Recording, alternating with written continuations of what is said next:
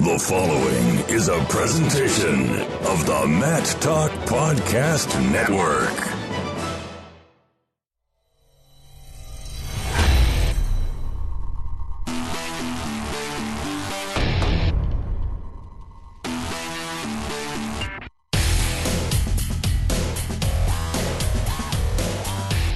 Here at the NWCA convention with Brewton-Parker College women's coach Arelys Valles, Florida native, at the convention. First off, you've only been on the job for a couple of months now, as you were hired in April. What has your response and reaction been to this NWCA convention process? This has been a very useful convention. I've been learning a lot, especially being brand new head coach. It's a lot more responsibility than being assistant or volunteer coach. So I've actually been learning a lot, especially getting with coaches. That's huge, especially talking to coaches, getting their advice, picking their brains. It's been so helpful, especially talking to you guys, picking your brains because you've seen everybody, you know everything. It's been very good, especially for this coming season. It's going to be really helpful. With the growth of women's wrestling the way it is, I mean, you came through the system and you look around and now you're coaching a system that you came through. What's it like for you as a women's wrestler to be like, we're now in leadership positions. We're now in charge of coaching girls that we were like, not just 5-6 years ago. I think since I'm closer to generation, I'm able to relate to them a little bit more. Like, I'm not saying, coach, I have coaches that are girls like a couple years older than me, but I'm saying I might have like a little benefit because I'm in the same kind of group where they are, so I kind of understand it, if that makes sense. When you look around and as a women's wrestler, I guess the question I have is what wrestlers were you looking up to in high school and in college that you actually had a chance to run into, or coaches here? They're like, wow, I am now meeting that person. Well, actually, in high school, I didn't really know much about wrestling. I was on an all-guys team, so I didn't really... And with no college wrestling in Florida at that time. I didn't even think about... You could talk to my high school coach. He'll tell you I didn't even think about wrestling in college. I didn't even knew about it until senior year. He tells me, hey, why don't you go to college? I'm like, what are you talking about? So I say in high school, I didn't know much. Like, about USA Wrestling, I didn't know much about it until I got into college. I started getting details about it. Now I'm meeting all these coaches, like from Ohio State, all these big-name schools. I'm like, okay, wow, I read about you, and I'm meeting you. I'm getting to learn stuff about you. It's amazing. What's the coolest story that you will take away so far? Like, I had lunch with so-and-so. Anything cool like that? You're like, yeah, when you go home, you're like, hey, you would not believe what just happened. Oh, that's a hard one because I met a bunch of people, so I'm kind of like... You're like a deer in headlights right now? Yeah, because there's so many people. How many people can say, these big-time coaches from Division I, you see on TV, I meet them, and then all these other coaches like Jackie Davis, Jesse, you read so much about them, actually meet and talk with them. That's a hard question because it's huge. Yeah, you still a lot of process. Now, moving to Brewton-Parker, the situation, there's a lot of stuff you're being thrust into. You got a takeover program now. What are your main goals for Brewton-Parker wrestling and women's wrestling as a whole? For Brewton-Parker, I'm pretty much just rebuilding the program. Start from the bottom to the top. That's what I'm doing. I want my girls to come in. My main goal is get them to come to college. That's all I care about. You come to college. Of course, I want you to wrestle. But main thing, I want you to have a degree. That's all I really care about. You have a degree. You go to school. Wrestling's going to play out the end. You do your time. You do your work. As my main focus, especially me being an athlete, I knew the struggle of it. And if I didn't have a college degree right now, I wouldn't have even this job. And for women's wrestling, it's just growing consistently. It's growing so much. I remember from being in high school to now, I'm just like, oh, this is not the same.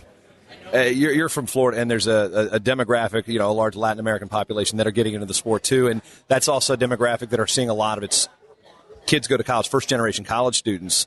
How much is that really impacting, you think, women's wrestling being such a big draw at some of these schools? Now, we got kids going to college for the first time, so it's not they don't necessarily have to go to the University of Georgia. They can go to Brewton-Parker. It's the same thing to them. Yeah, for sure. I know a bunch of the girls I've been recruiting, talking to, did their first generation coming in. Honestly, just to me, it's great. Just preaching the degree is key. Preaching is the degree for sure, and just being the first in your family. I'm the first in my family. I have 3. I have an older brother and sister. I'm the first one with the bachelor's, but I get my master's in 3 weeks. That's what I kind of want to give these kids too, especially Hispanic culture. I come from Cuba. My parents came here with nothing. We came here nothing, and look at them now. They bust their butt for us to have a good life, and I'm doing what they wanted me to do. So I want these kids same thing. I know I have a couple girls on my team, like a national Puerto Rican team member. She's coming from Puerto Rico to the States to get a degree. Her mom told me, I want her to have a degree. I want her to be successful. And so I just want to give these girls, and these, especially, Hispanic, non-Hispanic, I want to give them the opportunity. Just like they need that push from somebody that's like, you should get that. You bring up the Puerto Rico thing, and there was one of the wrestlers who won Fargo this year is displaced by the hurricane and ended up representing Florida and winning. And there's been wrestlers in the WCWA that are from Puerto Rico. How much of that are you going to tap into in terms of your whole bilingual thing? Because you were talking when we met the other day that English isn't your first language. How much can you tap into that? Be like, yeah, I speak Spanish. I got this. I already got Gina Marie. So I got that. It's been helping a lot, especially. It works of course I'm talking Spanish because my style, I am coaching in Spanish. Mm-hmm. I told my girls that I like talking Spanish. Also, if I talk Spanish, coach don't understand me. And also good for the girls because they kind of learn different language. Like my girls, So your way of tutoring your girls in Spanish is coaching them in Spanish. That's awesome. They need to learn some specific words, and they're good. But it works out because, I have a girl from Puerto Rico. She needs to talk English. She needs to talk Spanish. So it kind of works out all in favor. The girls need help in Spanish. She can say it. The girls need to talk English. It kind of works out, but I do want to incorporate the Spanish. That's a unique coaching strategy. What's also interesting, I've always thought if I knew Russian, I would know when I go to the World Championships, I know what they're saying.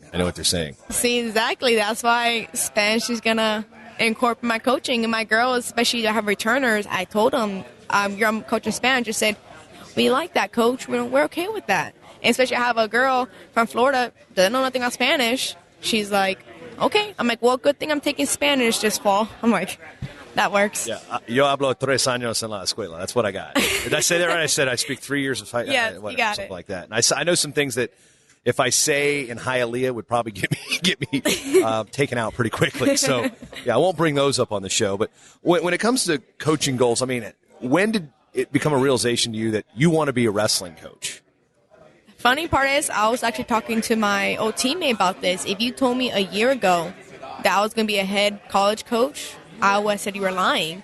It just I love wrestling. I always want to be part of the sport regardless, but I never really thought I was going to have the coaching position I'm going to be because I was volunteer. I jump around. That was just my style. It just kind of let everything just kind of play out for itself. Mm-hmm. Parents, I don't like planning my future. Things happen. I wanted to be an athletic trainer. That didn't happen. And somehow athletic training went to coaching. And I'm like, okay, it was pretty much, like I say, the cards played out. It was meant to be. So, I'm just grateful I actually got this position. Okay, well, this is my passion. And looking at the position that you got, and now the Leadership Academy and the convention itself is geared for coaches like you. How much do you think you'd be behind the 8 ball if you didn't come here going into your first season? It would have been a struggle. And there's things you've learned here in the last 3-4 days that you're incorporating now. You have started already to incorporate these in your program. Yeah. If I didn't come here, I would have struggled a lot. I'm happy I came here and not last year or a year later. I'm happy I actually did come right before season started to incorporate all of this, especially learning and coming again next year and the year after. I'm always going to keep learning and growing. What's your relationship like with the men's program there? It's good. We're doing pretty good. The men's coach, we get along. The athletes are good. Hopefully we build the program together. Yeah, a couple guys that have crossed paths with in the years are down there. I think Andrew Clement's going to make an appearance. That guy was a hammer in high school in Virginia, so serve notice when he gets in that lineup. Look out. But as far as women's wrestling, there's so many dynamics to it with the NAIA officially announcing it as an invitational sport. The Division II, the NCAA schools still kind of in limbo. The WCWA, what it is. How do you try to process, a lot of it's not necessarily politics, but the politics of women's wrestling right now? And, we're on the NAIA side. We've got a championship. Now there's another championship that, there's a lot of questions about WCWA and the NAIA and NCAA right now. Yeah, it was a little confusing because this just happened in April when this, I'm happy. We actually are about to be official national championship because we actually are growing. Right now, it's a little confusing with the whole WCWA, but I'm just happy that at least WCWA, the least that's for Division II, Division I, at least they still have a national. So a couple years down the line, they're gonna have WCWA will be gone, and we'll actually have 4 divisions. Sorry. When you go through these sessions and such, whether it's the Leadership Academy or the convention, what was your favorite session that you've attended so far? Or keynote speaker, perhaps? We just had Andy Barth. We've had Austin Schanfelter. We've had Joe Savino. I mean, a lot of stuff to take in. What have you liked the most so far? Ooh, there's a lot of good ones, too. The one I actually got my attention on was the mindset. Mm-hmm. That one actually. I just had them on earlier there. It's crazy, isn't it? Yeah, no, and it's true. It literally is all mental. Like, you're kind of like when coach say cutting weight is all mental. And it's true. The literally is all mental. So I think that was really huge. I think I really tapped into, learn a lot. I talked to them after the convention, after the class, and I learned a lot. And it did start mentally messing with my mind a little bit. I'm like, you guys got me, okay. Yeah, they've come a long way, too. It's been cool to see. So as we wrap up, any final thoughts about, putting Brewton-Parker women's college wrestling on the map and goals, expectations, that type of thing? Well, for sure, you say, I'm starting from the bottom. Eventually, I'll grow my way up. Say, I'm happy, I'm starting fresh with a whole new set of girls. For goals, I'm going to let everything play out. Everything's meant to me. My girls do do their job. I do my job. Everything will play out as it's supposed to be. Es un gran día para lucha libre. Did I say that right? I'm saying it's a great day for wrestling. Close? Yeah. How would I say it properly? This isn't language lessons. So anyway, Arelys, thank you very much. I'm very interested to see how you guys do, or girls do women do. You got to get the categorizations right. We'll keep an eye on your program, and best of luck to you. Thanks for coming on. Thank you for having me. The Short Time Wrestling Podcast is proudly outfitted by Compound Clothing. Shirts, singlets, custom gear orders, everything you need. Call up Flip and the crew at cmpteamwear.com. First time listening? Well, you can change that by going to mattalkonline.com/get-short-time to subscribe on Apple Podcasts or listen on your favorite podcatcher at mattalkonline.com/listen. This show is part of the Matt Talk Podcast Network. For more wrestling podcasts, head over to mattalkonline.com.